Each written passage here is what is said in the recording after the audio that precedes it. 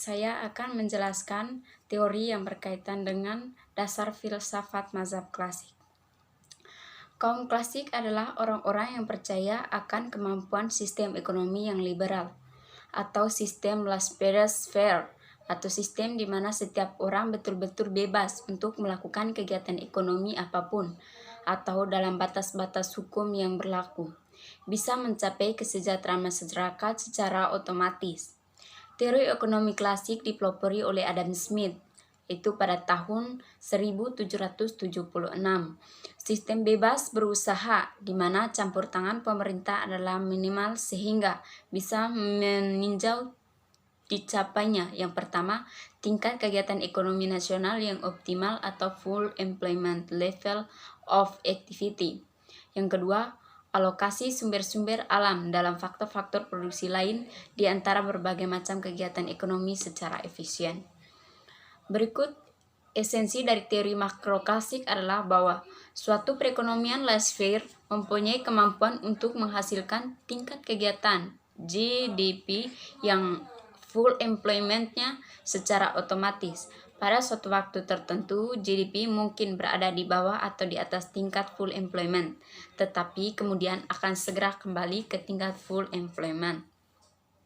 Campur tangan pemerintah untuk mempengaruhi tingkat kegiatan ekonomi dalam jangka pendek adalah tingkat perlu. Yang kedua yaitu tentang teori klasik yang berkaitan dengan pasar barang. Menurut teori klasik, pasar barang tidak mungkin terjadi kelebihan produksi atau kekurangan produksi untuk jangka waktu yang lama. Pendapat semacam ini dilandasi oleh adanya kepercayaan di kalangan kaum klasik bahwa di dunia yang nyata ini, yang pertama, hukum Say atau Say's Law yang mengatakan bahwa setiap barang yang diproduksi selalu ada yang membutuhkannya atau memintanya, atau supply creates its own demand berlaku. Dan yang kedua, harga-harga dari hampir semua barang-barang dan jasa adalah fleksibel, yaitu biasa dengan mudah berubah atau naik atau turun sesuai dengan tarik-menarik antara penawaran dan permintaannya. Hukum C mengatakan bahwa supply creates its own demand berdasarkan logika. Menjelaskan tentang pasar tenaga kerja menurut teori klasik. Menurut teori klasik, pada pasar tenaga kerja selalu fleksibel, yang artinya permintaan akan tenaga kerja selalu seimbang dengan penawaran terhadap tenaga kerja. Yang berikutnya saya akan menjelaskan tentang kurva proses terjadinya pengangguran sukarela. Pada kurva ini D1 menunjukkan permintaan terhadap tenaga kerja dan S menunjukkan penawaran terhadap tenaga kerja, yang artinya setiap orang yang bersedia bekerja pada berbagai tingkat upah real. Dan F ini, kurva tegak ini menunjukkan jumlah angkatan kerja.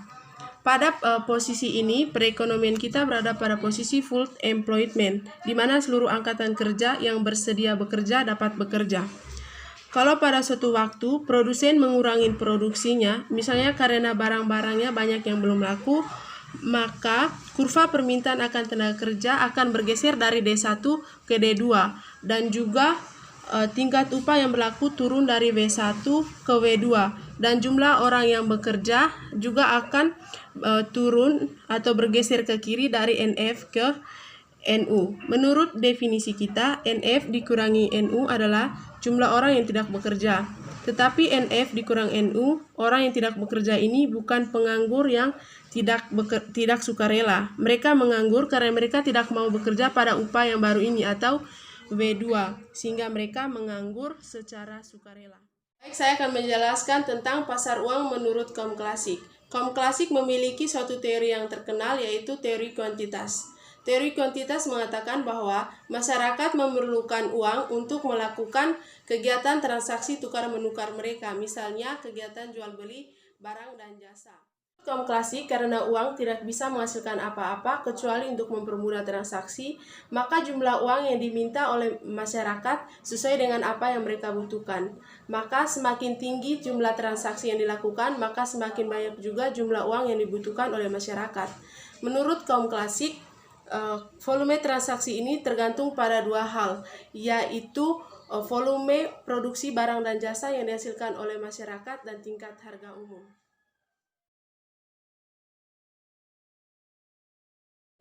Baik, di sini saya akan menjelaskan tentang teori perekonomian klasik mengenai pasar luar negeri.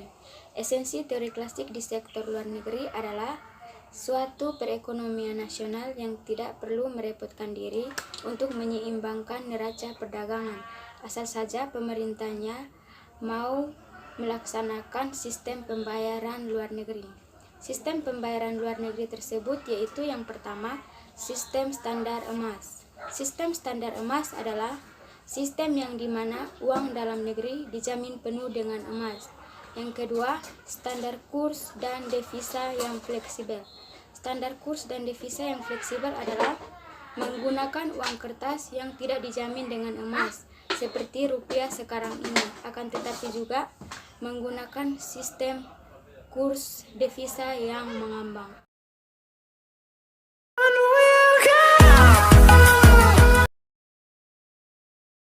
Saya akan menjelaskan dasar filsafat teori Keynes.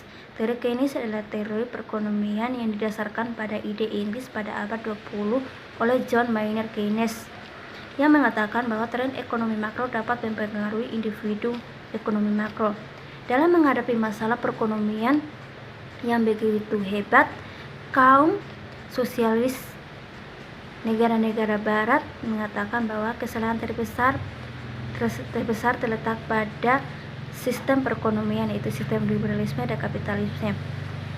Selama kita masih mempercayakan perekonomian kita pada para produsen swasta yang berdefinisi hanya mengejar kepentingan kepribadian mereka sendiri, maka depresi, pengangguran, dan inflasi terus saja menjadi penyakit dalam perekonomian dalam waktu ke waktu.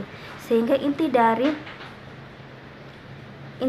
ideologi teori Keynes adalah dalam menghadapi masalah krisis perekonomian, pemerintah harus melakukan campur tangan secara aktif untuk mengendalikan perekonomian nasional. Kegiatan produksi dan faktor-faktor produksi masih bisa dipercayakan oleh swasta, tetapi pemerintah wajib melakukan kebijakan-kebijakan untuk mengendalikan atau mempengaruhi perekonomian. Di sini saya akan menjelaskan mengenai pasar uang menurut teori dari Keynes. Nah, pasar uang tersendiri adalah pertemuan antara permintaan akan uang atau money demand dan penawaran akan uang atau money supply. Permintaan akan uang adalah kebutuhan masyarakat akan uang tunai untuk menunjang kegiatan ekonominya. Sedangkan penawaran akan uang adalah jumlah uang yang disediakan oleh pemerintah dan bank-bank, yaitu seluruh uang kartal dan uang giral yang beredar. Nah, di sini ada 3 sumber atau 3 macam kebutuhan akan uang. Yang pertama untuk bertransaksi, yang kedua untuk berjaga-jaga, yang ketiga untuk berspekulasi. Di mana bisa kita singkatkan sendiri, pasar uang adalah kondisi di mana permintaan akan uang sama dengan penawaran akan uang, atau MD sama dengan MS. Nah, bertransaksi, berjaga-jaga, dan berspekulasi itu saya singkat di sini menjadi bertransaksi menjadi M1, berjaga-jaga menjadi M2, dan berspekulasi untuk M2. Nah, ketika pendapatan naik, maka bertransaksi dan berjaga-jaga juga naik. Sebaliknya juga begitu, ketika pendapatan turun, maka bertransaksi dan berjaga-jaga juga turun. Saya akan menggambarnya dalam bentuk sebuah kurva. Ini adalah bentuk kurva yang menunjukkan kebutuhan akan uang untuk bertransaksi dan berjaga-jaga, di mana yang tadi saya katakan bahwa ketika pendapatan naik dari Y0 ke Y1, maka permintaan akan uang untuk bertransaksi dan berjaga-jaga juga naik dari M10 ke M1, sehingga itu mencapai titik equilibrium atau titik keseimbangan pada bertransaksi dan berjaga-jaga, titik keseimbangan pada pendapatan. Sehingga itu gambar kurvanya seperti ini. Selanjutnya gambar kurva mengenai kebutuhan akan uang untuk berspekulasi. Nah, di mana ketika suku bunga naik dari I0 menjadi I1, maka kebutuhan akan uang untuk berspekulasi turun dari M2 ke M20. Sebaliknya juga begitu, ketika suku bunga turun dari I1 ke I0, maka kebutuhan akan uang untuk berspekulasi juga itu akan naik dari M20 ke M2, sehingga itu mencapai titik equilibrium atau titik keseimbangan pada di titik di sini, sehingga kebutuhan akan uang M2 equilibrium dalam kurung suku bunga. Berikut adalah pandangan Keynes mengenai penentuan suku bunga, di mana ini adalah kurva penawaran uang MS0 dan MS1, dan kurva permintaan uang di sini MD, di sini M0 dan M1. Sumbu tegak menunjukkan suku bunga dan sumbu datar menunjukkan jumlah uang dalam perekonomian, penawaran uang dan permintaan uang oleh masyarakat. Kurva penawaran uang berbentuk tegak lurus karena penawaran uang tidak ditentukan oleh suku bunga. Bank sentral akan menyediakan uang sesuai dengan yang dibutuhkan oleh masyarakat, dan oleh sebab itu, besarnya tidak tergantung kepada suku bunga. Sebaliknya, suku bunga sangat mempengaruhi permintaan uang. Kalau suku bunga dan tingkat pengembalian modal rendah, masyarakat lebih suka memegang uang daripada menginvestasikannya. Oleh sebab itu, semakin rendah suku bunga, semakin besar jumlah uang yang diminta, dipegang atau disimpan oleh masyarakat. Berdasarkan sifat ini, kurva permintaan uang atau MD menurun dari kiri atas ke kanan bawah. Sehingga itu, menurut Keynes, keseimbangan di antara permintaan dan penawaran uang, yaitu MD sama dengan MS atau money demand sama dengan money supply, akan menentukan suku bunga. Dengan demikian, apabila pada mulanya dimisalkan penawaran uang adalah MS0, maka keseimbangan MD atau M0 sama dengan MS0 akan dicapai pada titik E, titik keseimbangan, dan suku bunga adalah EI. Kenaikan penawaran uang dari MS0 menjadi MS1 akan memindahkan keseimbangan permintaan dan penawaran uang dari E menjadi ke E1, titik keseimbangan E1, dan menyebabkan suku bunga turun dari I menjadi I1.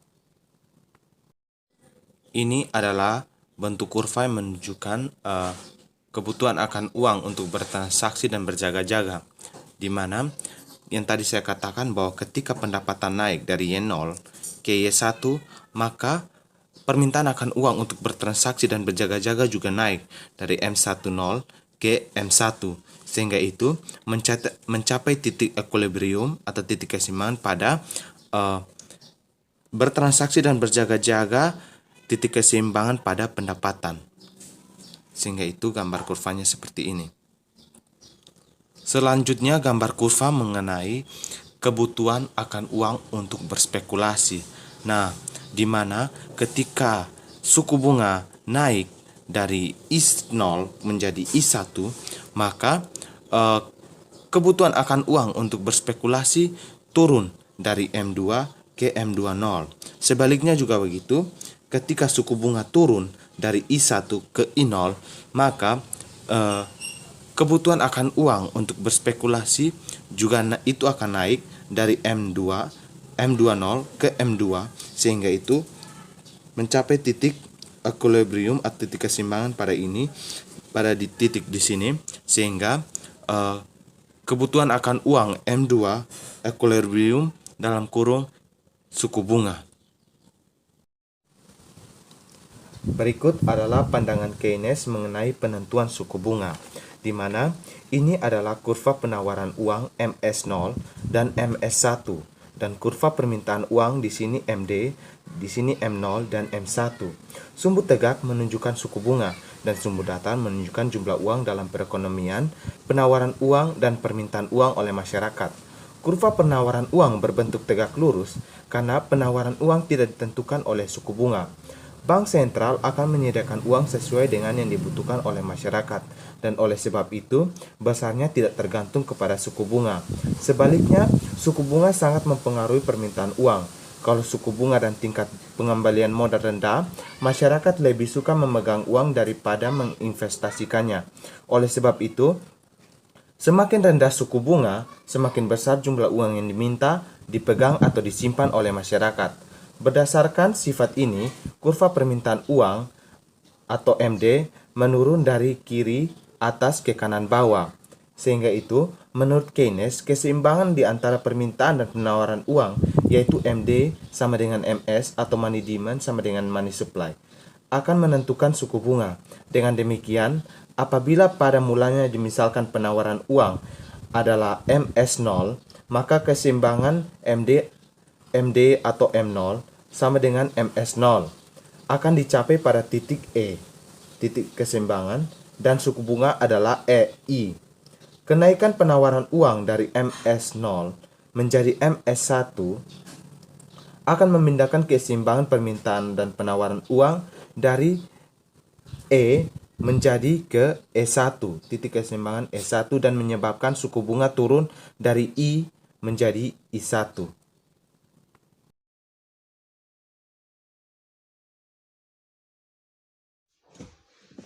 Kemudian adalah pasar barang.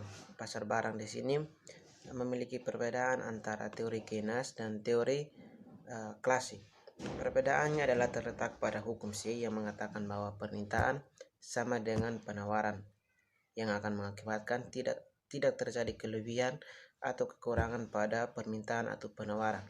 Menurut Keynes, permintaan barang tidak selalu sama dengan penawaran barang, karena tidak semua income diperbelanjakan, tetapi sebagian dari pendapatan tersebut akan disimpan dalam bentuk saving atau tabungan.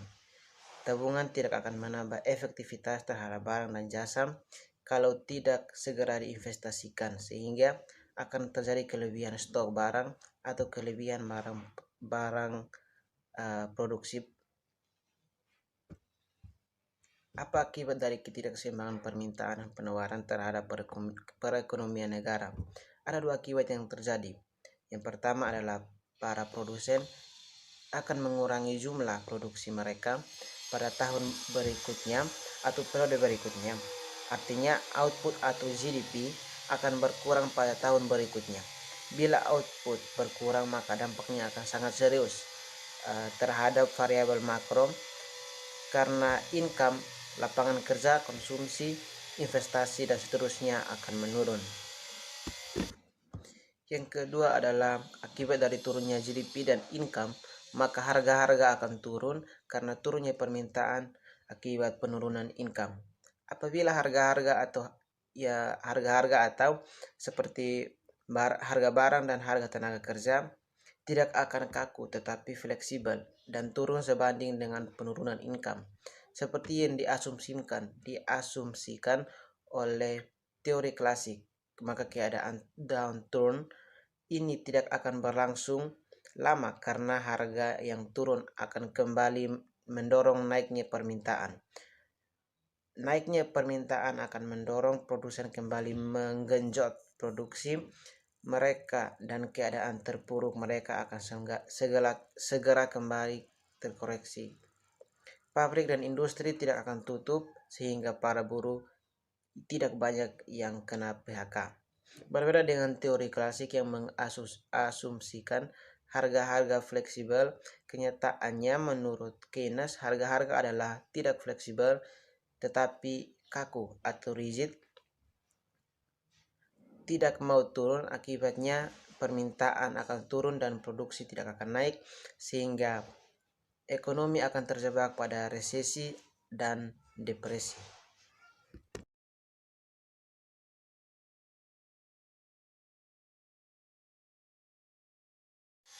Ya, baik, saya akan menjelaskan tentang pasar tenaga kerja. Menurut Keynes, pasar tenaga kerja mengikuti pasar barang. Apabila output atau Q naik, maka jumlah orang yang mendapat pekerjaan atau tingkat employment atau N juga naik. Sebaliknya, N turun apabila Q turun. Keynes menekankan bahwa proses makro adalah proses menuju keseimbangan umum atau general equilibrium. Apabila terjadi suatu perubahan, misalnya I atau G atau MS berubah, maka akan mempunyai pengaruh berantai terhadap semua pasar. Perekonomian yang menyesuaikan diri terhadap perubahan ini sehingga tercapai proses keseimbangan umum yang baru. Posisi keseimbangan umum yang diartikan sebagai posisi semua pasar ada dalam posisi keseimbangan secara bersama-sama atau simultan. Suatu perekonomian akan selalu bergerak dan menuju posisi keseimbangan umumnya. Selanjutnya saya akan menjelaskan mengenai kurva pasar tenaga kerja. Jadi di sini sumbu tegak lurus adalah sumbu menunjukkan tingkat upah dan sumbu mendatar adalah sumbu yang menunjukkan kuantitas tenaga kerja atau jumlah tenaga kerja. Nah, di sini W adalah upah dan L adalah kuantitas tenaga kerja.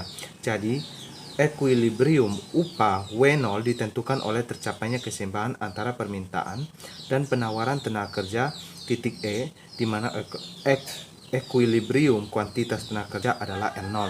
Jadi apabila upah W0, maka tenaga kerjanya juga L0. Sehingga itu kita akan melihat tercapainya equilibrium upah sumbu W dan equilibrium kuantitas tenaga kerja sumbu L terbentuk dari keseimbangan antara permintaan dan penawaran tenaga kerja melalui gambar ini. Baik, yang berikut adalah menerangkan pergeseran kurva tersebut.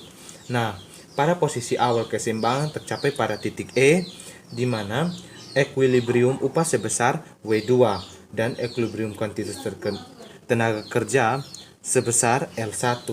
Nah, saat terjadi peningkatan supply tenaga kerja, kurva penawaran bergeser dari kiri ke kanan. Dari S ke S1 dan menggeser keseimbangan kurva permintaan dari E ke S1. Kemudian dengan demikian, harga upah tenaga kerja akan lebih murah. Ditandai dengan bergesernya equilibrium dari upah W2 ke W1 dan L1 naik menjadi L2.